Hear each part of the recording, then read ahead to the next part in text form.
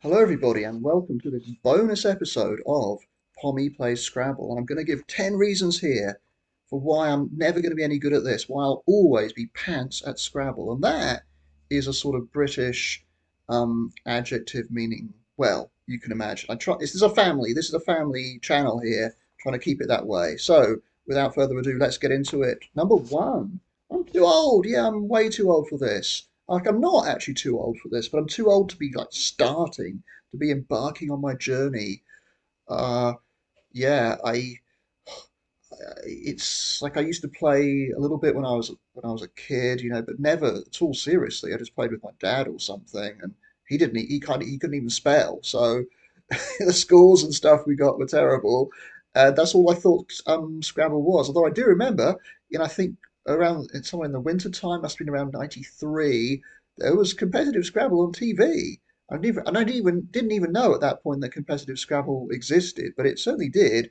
I still remember one game where somebody played Goldfish as a nine timer, and getting a 50-point bonus. And I wonder who that was. Was it David Webb? Was he playing at that? It was a British tournament, high level. They had two commentators, someone who knew about Scrabble and someone who didn't, which made it quite interesting, funnily enough. But my first ever introduction to competitive Scrabble. I wonder who it was. Was David Webb playing at that point? Don't know. Anyway, could have been him. But whoever the guy who did that, I had no idea that was even a possibility. A nine timer. I didn't know 50-point bonuses existed because that never happened in a game I'd ever tried to play before. So anyway, I'm a bit old to be sort of starting this, really. Well, I mean, that's kind of starting. Um, Number two, I live in a country where English is not the first language. A lot of people can speak pretty good English here, but I live in Romania, and I don't think I'm going to find many British Scrabble tournaments or clubs here, or opportunities to play competitive Scrabble here in my native language. Probably will be some, but not many. I don't live in the biggest city. I live in a on the, it's not, I don't live in a small city. It's a reasonable size, but not the biggest one where most any stuff like that would be, you'd imagine. So I think that's a bit of a problem for me potentially. Um, Number three, yeah, my work schedule is really pants. I work a lot of evenings, a lot of weekends, and so time I do get some free time in the morning sometimes. That's not a time I really want to be playing Scrabble, so that doesn't help particularly. Uh, yeah, number four. Move on straight on to number four now. My memory is pretty rubbish. It's like a game of whack-a-mole the whole time. You learn one thing and then you forget something else. So my forgettery is reasonably decent, and yeah, it's one in, one out. Get some sevens into my head, and the threes start to you know just drift away, or vice versa, or it's just a bit annoying, really. I think as there's probably a little bit something to do with number one there too, probably related somewhere on the line. Number five is a weird one. Why am I saying not easily institutionalized? What I mean, like, let's face it, you look at a game between two competitive Scrabble players, look at the board, it is really, really weird. And to the point where most casual or even semi-casual observers would be thinking, this is this is crazy. This is a bit of a joke, and they have a point. Honestly, the majority of people would look at that and think, "Hang on a sec, what the hell is going on here? What are these words?" And when I look at a board, I think the same thing. Even though I've played a few games and I've learnt the words and stuff, I still think like that. And I think even in 10 years' time, I'll still think like that. That doesn't help you become a good Scrabble player if you're questioning what you're even doing. Same way I probably wasn't very good when I worked in the insurance industry. I was thinking, what the hell am I even doing here? How is this normal practice? But if you never have these thoughts, if you just think it's all normal, you know, that's that's probably good to your advantage, isn't it? Number six, yeah, it's kind of related to number five. I care about the words too much. I have my favourite words. I like certain words, don't like certain words. I think more I do like. And I try to think, oh, is that a flower? Is that a fruit? Is it an animal? Is it something you can eat?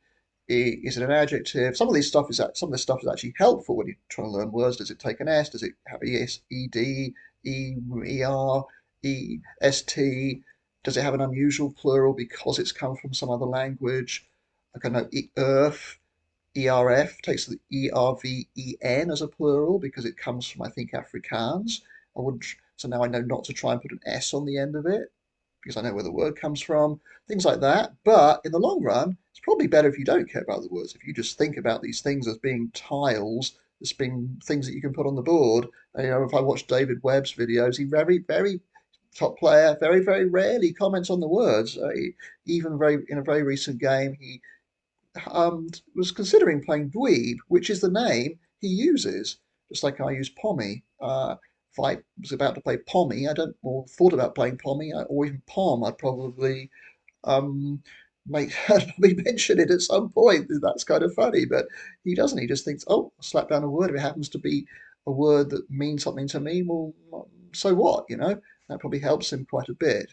Um, Seven, I'm not a gamer, never have been a computer gamer, don't have that. So I don't think I've got those sort of twitch muscles that are telling, help, and those gradual improvements you make, and you just being that little bit more efficient, a little bit faster, that comes from being a gamer, whether it's computer gaming, or I don't know, Magic the Gathering, or whatever the hell people play those sorts of things. That's just not been something I ever got into. Probably would be a better player if that was something I had got into. Uh, Eight, yeah, I've hardly ever tried to play chess. When I have, I was really terrible. And like, why does that matter? Well, because they're two very different games, and yeah, they are. I mean, Scrabble, you don't have perfect information. Chess, you do. You have your opponent and you have the same information. Scrabble is like poker. You can't see what they have. They can't see what you have. Except when you get towards the end of the game, you do have quite a lot of information about what they have, because there are very few tiles left in the bag, and and right at the end, the bag is actually empty, and you know exactly what they have. And you can, if you know what you're doing, you can plan a perfect out sequence if you have a bit of time, especially, which is why you should try and save some time for the end game. But if you're, and that's just like chess. Then you both have perfect information. If you tracked correctly, which is something I've never tried to track in my life, but yeah, you would know exactly what the other person has, just like chess. And if you're really bad at chess, I'm guessing you might be bad at that too. Don't know, maybe. It would sort of make logical sense. Nine, yeah. I don't think I'm competitive enough. I like to do well. Winning's nice, but that might be related to number one. As you get older, you sort of become more philosophical about things. It's just a game of Scrabble. Oh, I lost a game of Scrabble. For example, I played, was it last weekend, a game which I lost by 1 point on ISC, and I thought, well, I felt like he deserved to win, and I had a couple of minutes left at the end, and I decided to just put my play down, lose. I played out, lost by 1 point, and if I managed to score one more point, well, two more points, I would have won, right? But I couldn't see a play that did that, and it didn't really worry me that I couldn't. I'm like, well, I felt like that my opponent, I felt that I was outplayed. I thought he played better than me, deserved the win. That's probably not the right attitude if you're trying to win games of Scrabble, is it? But also, I mean, there are advantages to this. It helps you relax a little bit more, and it maybe helps you to think about the best player regardless of the score. That's probably a good thing. I think Nigel Richards does that, although I don't know much about him, but I get the impression he does that sort of thing. So, yep. Uh, but in the long run, being more competitive is probably a good thing. I watched the two Matthews play, and the ginger Matthew O'Connor, I think it is. He was he'd won his game, and he was practically hyperventilating after the game. You could tell it meant that much to him. He thought for a minute he was going to lose the game. You see, and he from a winning position, and but he won, and you could tell how much it meant to him. Uh, so it's probably to his advantage that it does. Much younger guy than me. He's probably got like those competitive juices flowing in a way that maybe I don't have. And one thing I don't have is I've never been the sort of person who dislikes the opponent. That's often a part of being competitive for some people. If you think about, I used to play tennis quite a bit. I never disliked the other person. Whereas if you do, then that probably gives you a bit of an edge, I suppose, and makes you want to play mind games and stuff. Anyway, finally, number 10, really bad. I'm not a connector. I'm really bad at it.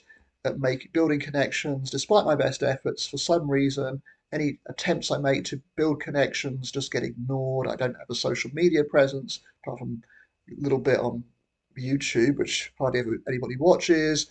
And I'm just not very good at making connections. Just I like talking to people, but big groups, being this whole feeling like you're part of something bigger and you know something amazing. Never had that, and it would be nice, wouldn't it, to have that? But no.